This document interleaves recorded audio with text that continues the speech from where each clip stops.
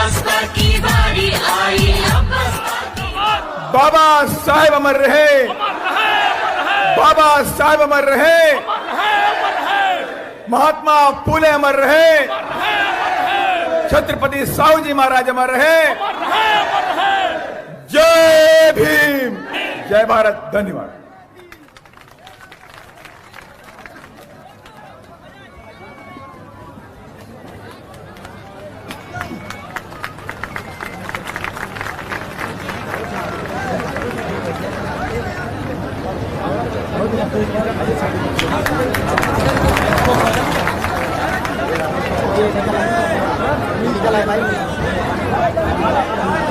साथियों,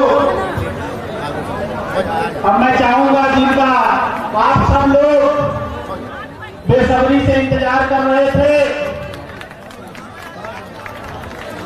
युवा दिनों की धड़कन,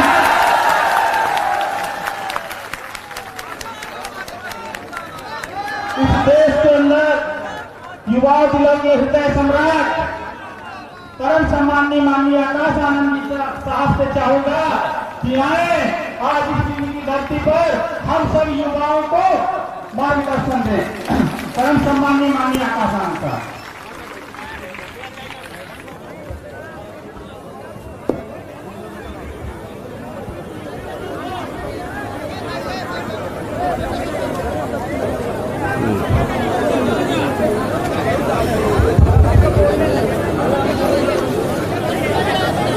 जय भीम। दोबारा जय भीम बोलने की जरूरत नहीं पड़ेगी, आप में इतना जोश है। तो सबसे पहले एक बार जोरदार तालियां हमारी माताओं बहनों के लिए।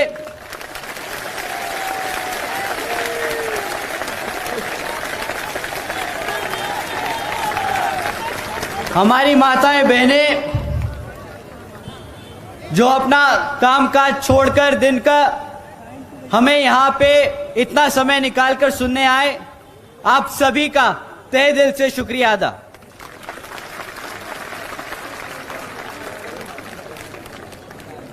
एक बार जोरदार तालियां हमारे सभी बड़े बुजुर्गों के लिए।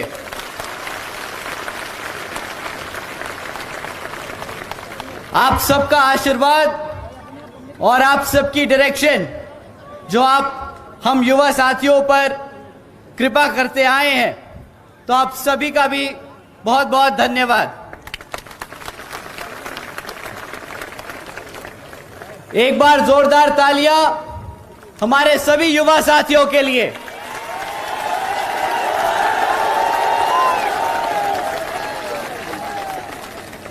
बहुत समय हो गया, काफी समय से हमारे युवा साथी इधर उधर भटक रहे थे, परंतु जब से बहन जी ने 50% युवा साथियों का हक बनाया है पार्टी की हर स्तर की कमेटी में, तब से सारा युवा साथी बसपा में वापस आ गया।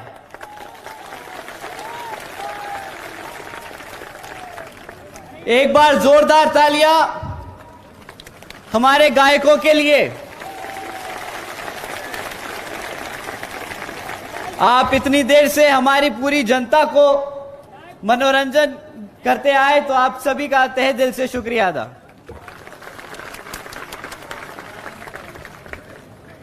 साथियों, सबसे पहले मैं अपने सभी संतों, गुरुओं, जिसमें खासकर महात्मा ज्योतिबा फूले, बिरसा मुंडा जी, छत्रपति साहू जी महाराज, नारायण गुरु, तांत्या भील मामा जी, पेरियार रामास्वामी जी, बाबा साहब डॉक्टर भीमराव अंबेडकर जी एवं मान्यवर साहब श्री काशीराम जी को नमन करता हूं।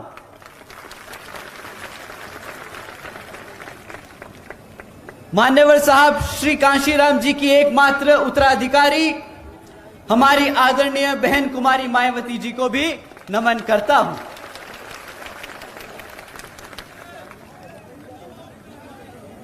देश के सबसे बड़े प्रदेश उत्तर प्रदेश की 4 बार मुख्यमंत्री, लोकसभा वह राज्यसभा की कई बार सदस्य रही आदरणीय बहन कुमारी मायावती जी, जिन्होंने अपने सभी एससी, एसटी, ओबीसी एवं अल्पसंख्यक समाज के साथ साथ सर्व समाज में से गरीबों और कमजोरों के लिए अपना पूरा जीवन समर्पित किया।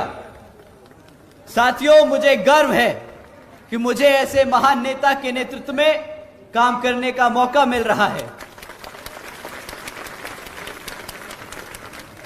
मैं आदरणीय बहन कुमारी मायावती जी का हार्दिक अभिनंदन और आभार व्यक्त करता हूं। साथ ही साथ आज यहां मंच पर मौजूद हमारे सभी बड़े छोटे पदाधिकारी और सभी कार्यकर्तागण का भी मैं तहे दिल से धन्यवाद करता हूं कि आप सब ने इतनी मेहनत से इस प्रोग्राम को सफल बनाने में अपना पूरा मन, तन और धन लगा दिया। तो आप सभी का भी बहुत बहुत धन्यवाद। साथियों, मैं अपनी बात शुरू करने से पहले बाबा साहब डॉक्टर भीमराव अंबेडकर जी की एक बात बताना चाहूंगा। जब बाबा साहब डॉक्टर भीमराव अंबेडकर जी ने संविधान लिखना चाहा, तो वो उन्होंने इस मंशा से लिखना चाहा कि वो एक समता मूलक समाज की स्थापना करना चाहते थे। उन्होंने लोकतंत्र की कुछ इस तरह व्याख्या की थी। मैं अंग्रेजी में बोलूंगा, उसके बाद इसको हिंदी में समझाऊंगा। A form and a method of government whereby revolutionary changes in economic and social life of people are brought about without bloodshed।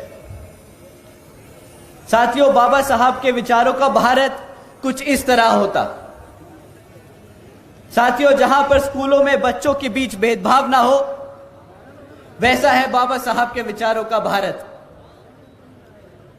साथियों, जहां पर महिलाओं पर अत्याचार ना हो, वैसा है बाबा साहब के विचारों का भारत।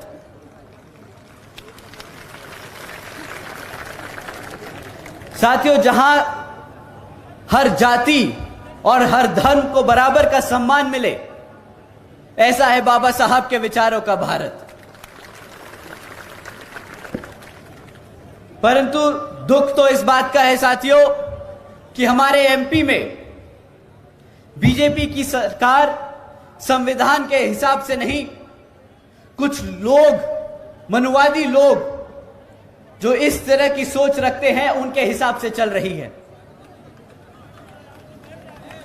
साथियों, आप सब श्रीमती भारती कसडेकर जी के बारे में जानते हैं कि किस तरह उनके परिवार के साथ, उनके परिवार के 5 सदस्यों के साथ यहां पे बेदर्दी से उनके 5 सदस्यों की हत्या कर दी गई थी। साथियों, हैरानी की बात यह नहीं कि उनके परिवार के 5 सदस्यों की हत्या कर दी गई। यहां पर हत्या होना अब आम बात हो गया है।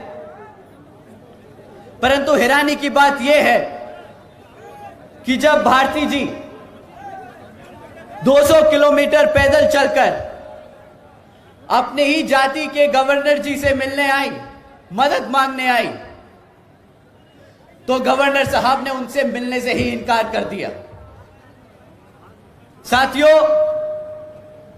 इस मनुवादी सोच रखने वाली सरकार में लोग ऐसे हैं कि चाहे उनकी जात और धर्म आपसे मिलती हो, परंतु उनकी सोच आज भी उन मनुवादी लोगों की तरह है। साथियों,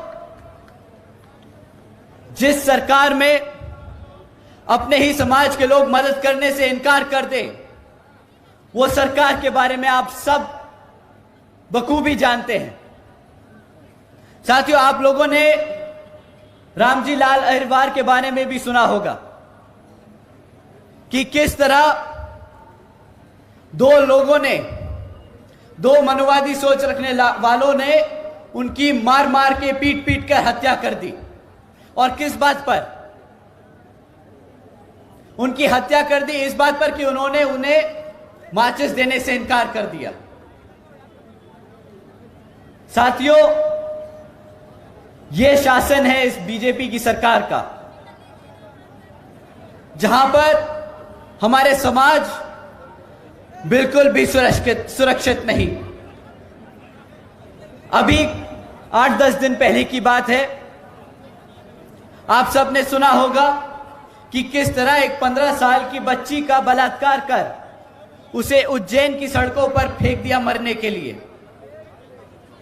साथियों, ये सिर्फ कुछ घटनाएं हैं उन 16,900 में से जिनके आज भी परिवार उस दर्द से गुजर रहे हैं जिसका मैं दुख शब्दों में बयान नहीं कर सकता। साथियों,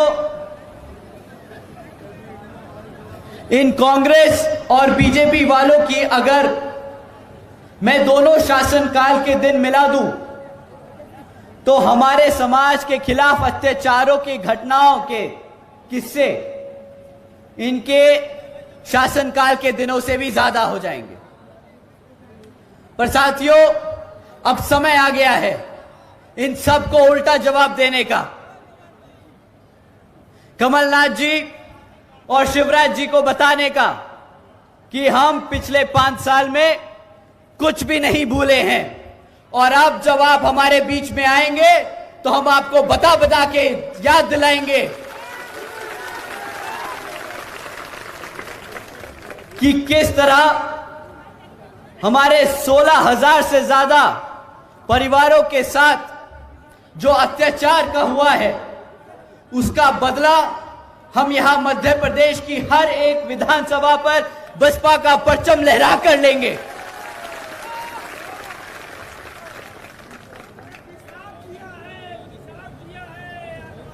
साथियों, शिवराज जी ने वादा किया था बहुजन समाज को प्रतिनिधित्व देने का। साथियों, शिवराज जी ने वादा किया था हर वर्ष 10 लाख नौकरी देने का। उन्होंने वादा किया था कि हर सरकारी कॉलेजेस में मुफ्त शिक्षा देने का। पर आज यहां आप सबके बीच में खड़े होकर मैं पूछता हूं, इनमें से कितने वादे पूरे हुए?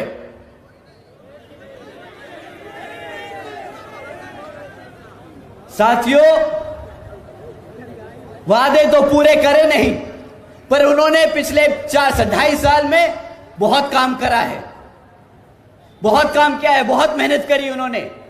वो भारत में अपने मध्य प्रदेश को अव्वल नंबर पे लेके आए हैं। आप लोगों को पता नहीं, मैं बताता हूं। शिवराज जी की सरकार नंबर 1 पहुंच गई पूरे भारत में हमारे बुजुर्गों पे अत्याचार करने में। शिवराज जी ने अपनी सरकार को नंबर 1 बना लिया हमारे SC, ST, OBC एवं अल्पसंख्यक समाज को पे अत्याचार करने में।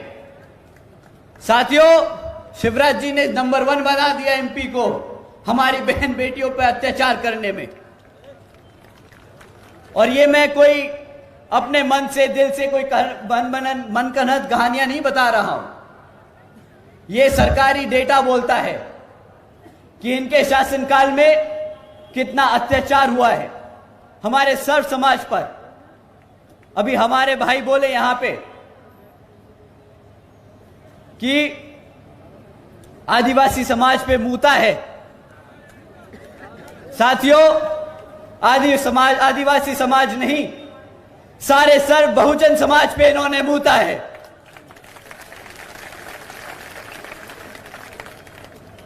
इसका जवाब अब आपको देना होगा। इस बारी जब ये आपके बीच में आए तो पूछना नहीं कि आपने क्या काम किया, पलट के बताना कि भाई साहब आप आए तो जरूर है, पर अब आपके जाने का समय आ गया है।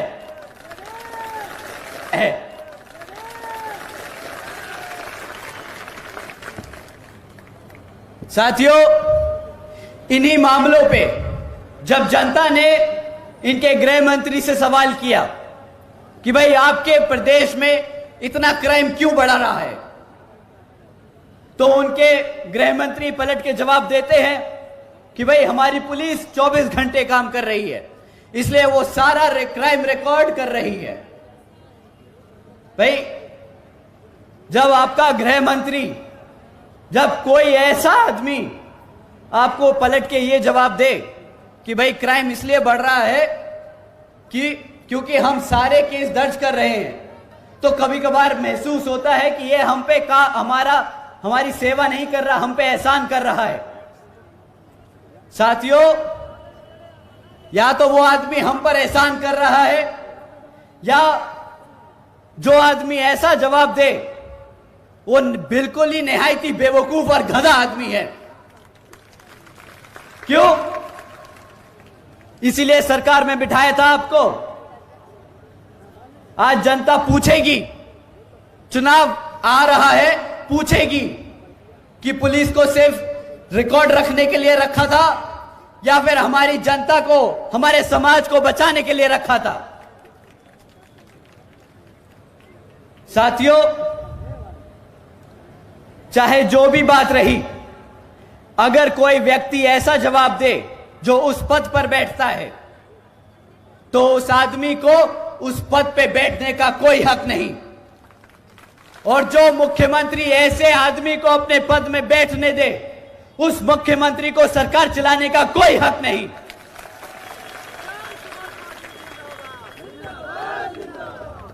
तो साथियों, आज इन्हीं हरकतों की वजह से बीजेपी को अपने केंद्र मंत्री चुनाव में उतारने पड़ रहे हैं। पर शायद वो भूल गए हैं कि बसपा ने यहां पर 2 बारी मुख्यमंत्री को हराकर वापस भेजा है, तो ये केंद्र मंत्री आपके सामने क्या कर पाएंगे? साथियों, अगर बीजेपी अपने 2.5 साल में इतनी तरक्की कर पाई है, तो कांग्रेस कुछ कम नहीं।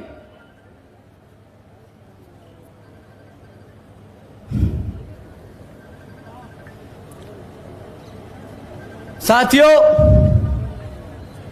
कांग्रेस इतने सालों से यहां पर सरकार चलाती आई है, पर जब आप उनसे पूछेंगे कि भाई चुनाव आ रहा है, आप अपने काम बताइए कि आपने करा क्या इतने सालों तक, तो वह आपके सामने आके एक मैनिफेस्टो खड़ा कर